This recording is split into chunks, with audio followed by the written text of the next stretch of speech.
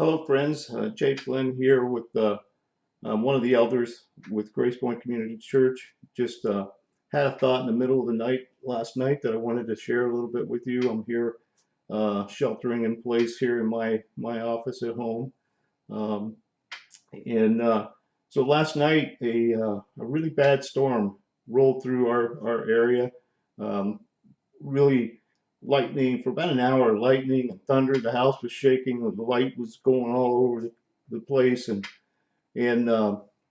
one of my roles in our marriage is that when this happens, it's my responsibility to get up in the middle of the night and make sure our little 8-pound fur ball is okay. Not that she's outside, but she really doesn't like loud noises. She's especially afraid of thunderstorms and fireworks. So I get up at night, I turn the lights on so she can't see the lightning come through the window, draw the shades down, so forth.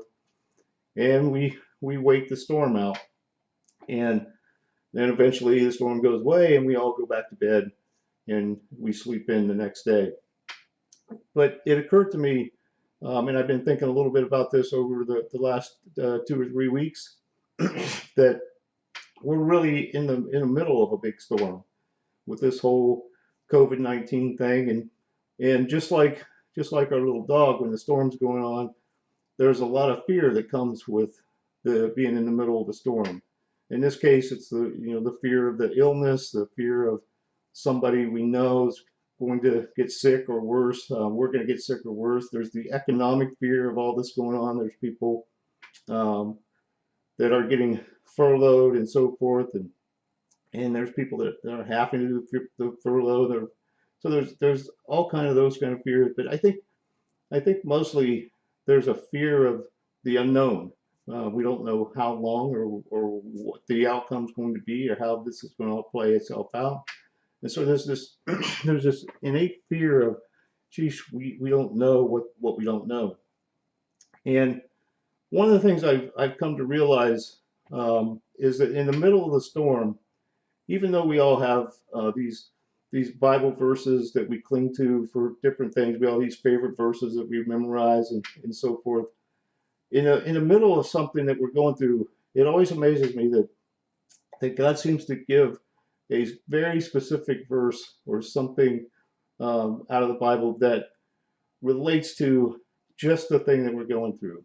And for me, this for this particular storm season of life, 2 Timothy chapter 1 verse 7, Paul writes that God did not give us a spirit of fear, but a spirit of power, of love, and of self-control.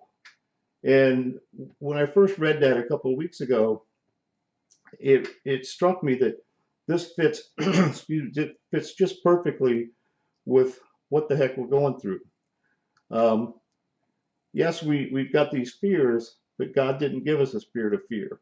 And that's, we know that plenty of places in the Bible God tells us not to be afraid, be strong and courageous and so forth. But to me, the power of this verse is not in that particular phrase. Um, it's not in what God didn't give us, but it's in the second half of the verse, what God did give us. He gave us a spirit of power and of love and of self-control. And if that's what he gave us, then that's what's there for us to use and to weather the storm. And so the spirit of power is not the power to control, because we have very little control over anything that's going on. But it's the power to endure and the power to continue to do his will while we're in the middle of this storm. Because he has something for us while we're in this storm. We just have to kind of think about what it is. And it's the power to love. We find it easy to do things for other people when we're not constrained like we are right now. But we can't forget that the people that needed us before this storm started still need us. People in our neighborhood, it's been a beautiful thing to see in our neighborhood. There's people reaching out saying, hey, I'm going to the grocery store. Does anybody need anything? And I've heard stories of people that are the designated grocery goer outer There's still programs serving the elderly. We have to take precautions, but um, there's still programs out there to help these people that they needed our help before this happened, and they still need our help. But even with that, there's a spirit of self-control. So you can't just run out and help like we're used to. We have to have a spirit of self-control. We've been asked to do certain things um, to help with this help weather this storm, help everybody weather the storm. Some translations say instead of self-control, they say sound mind, which means basically we're not going to panic and we're not going to spread fear as we go through this. So I just wanted to share that with you guys. I look forward to seeing you once again when this is all over and we can get back and we can see each other face to face.